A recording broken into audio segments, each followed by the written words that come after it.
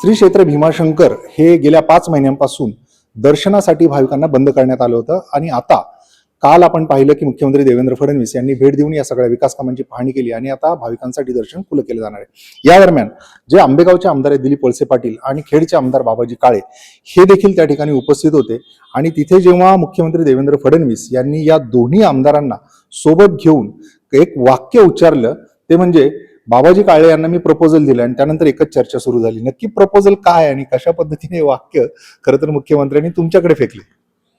वस्तुस्थिती अशी आहे की मुख्यमंत्री महोदयांपर्यंत खेड आंबेगाव आणि भीमाशंकर मंदिर आणि आराखडा या संदर्भात चर्चा गेली। त्यानंतर ते मला विचारत होते की मी सांगितलं 2018 साली एक GR झालाय की श्री क्षेत्र भीमाशंकर मंदिर तालुका खेड असे वाचावे आणि श्री क्षेत्र भीमाशंकर मंदिर विकास आराखडा खेडचं आंबेगाव असं वाचावा। त्यामुळे GR असल्यामुळं कोणतंच म्हणजे GR प्रमाणे सर्व काम चालू आहे। त्यानंतर मी त्यांना सांगितलं की काही गोष्टीमध्ये आमच्या तालुक्याच्या लोकांची जी नाराजी आहे ती फक्त खेड तालुक्यातून भीमाशंकरला रस्ता जोडावा आणि त्या अनुषंगाने तो जर जोडला तर आंबेगाव तालुक्यातून जी कामं आराखड्यात चालू आहेत त्याबाबत आमचं कोणतंही दुमत नाहीये। भीमाशंकरसाठी येणाऱ्या भाविकांसाठी सोय होती त्याबद्दल आम्ही आनंदीच आहोत। भीमाशंकरचा विकास होतो याबाबतही आनंदी आहोत।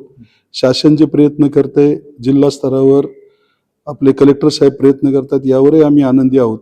परंतु तालुक्यातल्या आदिवासी भागाच्या लोकांना पर्यटनाच्या माध्यमातून जर रोजगार मिळायचा असेल तर आमचा रस्ता पूर्ण करा।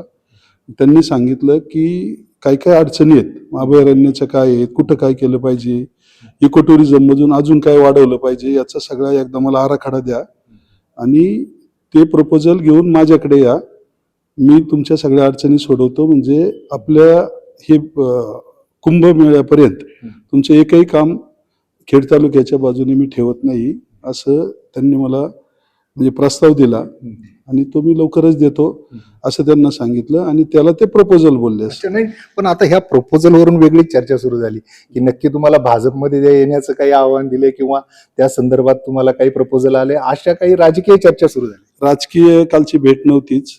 विशेष म्हणजे मी खेड आळंदी विधानसभा मतदारसंघाचा आमदार आहे आणि आळंदीचा विकास मुख्यमंत्री महोदयांच्या शासनाच्या माध्यमातून त्या ठिकाणी मोठ्या प्रमाणामध्ये इंद्रायणी प्रदूषण आणि भक्त निवास वगैरे इतर कामं सुरू होत आहेत आणि इथं आपल्या कुंभच्या धर्तीवर सुद्धा या ठिकाणी आपल्या भीमाशंकर खेड तालुक्यातली दोन्ही देवस्थानं जर चांगल्या पद्धतीने होत असेल तर आपण आनंदी आहोत। त्यामुळं पक्षविरहित काही विचार करणं हे मनात पण आपल्या येत नाही, परंतु लोकप्रतिनिधी म्हणून आणि मुख्यमंत्री हे महाराष्ट्र शासनाचे आहेत म्हणजे सरकारचे आहेत, त्यामुळे त्यांच्याकडे मागण्या करणं, त्यांच्याबरोबर थांबणं, पाठपुरावा करणं, उपमुख्यमंत्र्यांकडे सुनेत्राबाईंकडे पाठपुरावा करणं। आता आजही सुनेत्राबाईंनी आल्या होत्या, त्यांना पण तोच विषय सांगितला, तिथं तर माजी आमदार पण होते, तर त्यांच्या समोर सांगितलं की एवढे 2 किलोमीटर फक्त आता फॉरेस्ट मधून तेवढी अडचण सोडून त्यांनी शब्द पण दिला आज की आम्ही मुख्यमंत्री महोदयांना आम्ही त्या 2 किलोमीटरसाठी वळसे पाटील साहेबांसमोर शब्द दिला, त्यामुळं 2 किलोमीटरचा विषय तो सोडवते म्हणून त्यांनी पण शब्द दिलाय, मुख्यमंत्री महोदयांनी पण दिलाय। निश्चित आता दिलीप वळसे पाटील देखील तिथे सोबत होते। खरं तर आंबेगाव आणि खेड हा खरंच वाद आहे का, किंवा याच्या बाबतीत जसं तुम्ही म्हटलं की निधी जो येतोय तो कुठेतरी आंबेगावकडे उजवा कौल आहे, त्याचं कुठेतरी खेडमध्ये नाराजी आहे? मला राजकारणामध्ये कळतंय या भूमिकेतून आंबेगाव आणि खेड असा वाद कोणताही नाहीये।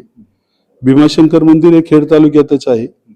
विकासाचा भाग काही पायऱ्या किंवा काही भाग वरचा जो आहे तो आंबेगाव तालुक्यामध्ये आहे, त्यामुळं आराखडा हा 2 तालुक्यात कामकाज चालू आहे, त्यामुळं नाराजीचा विषय नाहीये। आता काहींची नाराजी असेल ती राजकीय भूमिकेतून आहे की खरंच देवाला म्हणजे आपल्या तालुक्याबद्दल म्हणजे जास्त आपल्या तालुक्याला मिळावं म्हणून आहे, हे मला काही माहित नाही, परंतु मला कळतंय तसं 2014ला सुरेश भाऊ गोरे हे आमदार झाल्याच्या नंतर मुनगंटीवार साहेबांनी ज्यावेळेस आराखडा केला 147 कोटीचा, त्यामध्ये जवळजवळ 42 कोटी रुपयाची कामं खेड तालुक्याच्या मंदिर परिसरात होती, ती आत्ता होतात आणि 288 कोटीचा आराखडा झाला, त्यामध्ये 92 कोटी रुपये पायऱ्यांच्या खाली मंदिर परिसरात आणि ते 30 कोटी रुपये बोरगिरी कोटेश्वर मंदिर आणि तिथलं इको टुरिझम त्यात जवळजवळ 100-125 कोटी रुपये मिळाले.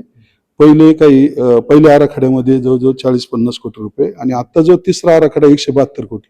भीमाशंकरवाडी खेड तालुक्यातच, त्यामुळे तो 100% 172 कोटी हे खेड तालुक्यात आले. त्यामुळे 172 कोटी, पहिल्या ह्या आराखड्यातले 100 कोटी, पहिल्यातले 40, म्हणजे जवळजवळ 300 कोटी रुपये हे खेळ 600-750 कोटी जे 3 आराखड्यात आले त्यातले 300 कोटी रुपये खेड तालुक्यात खर्च होणार आहेत आणि ते पण लगेच होणार आहेत. असं काही नाही शब्द दिलाय, काल आता प्रशासकीय मान्यता मिळाली, आज टेंडरला काम पडते. त्याच्यामुळे तुम्हाला असं वाटतंय का की मुख्यमंत्री देवेंद्र फडणवीस जे भाजपमध्ये आहेत, तुम्ही एकमेव आमदार आहात शिवसेना उद्धव ठाकरे पक्षाचे, तरी देखील तुम्हाला विकास कामांना गती आहे, तुम्हाला तेवढा निधी मिळतोय आणि तेवढा वाळवळ मिळतोय असं वाटतंय?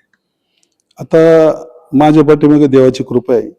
मी जरी विरोधात असलो तर काय देवाची कृपा असेल मला माहित नाही, पण मी यांच्याकडे पाठपुरावा केला, प्रामाणिकपणे मनापासून काम केलं.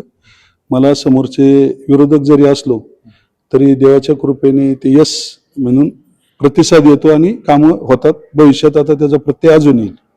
तर हे होते जे खेडचे आमदार बाबाजी काळे. त्यांनी मुख्यमंत्री देवेंद्र फडणवीस यांनी एक प्रपोजल दिलंय, अशावरून जी चर्चा रंगली. खरं तर त्यांनी त्याचं स्पष्टीकरण दिलंय. त्यांचं म्हणणं आहे की खेडच्या विकासाकरिता मी हे सगळं काही करतोय आणि पुढच्या काळात केवळ श्री क्षेत्र भीमाशंकर नव्हे तर आळंदीच्या विकासासाठी सुद्धा मी कटिबद्ध आहे. अविनाश पवार, NDTV मराठी, भीमाशंकर, पुणे.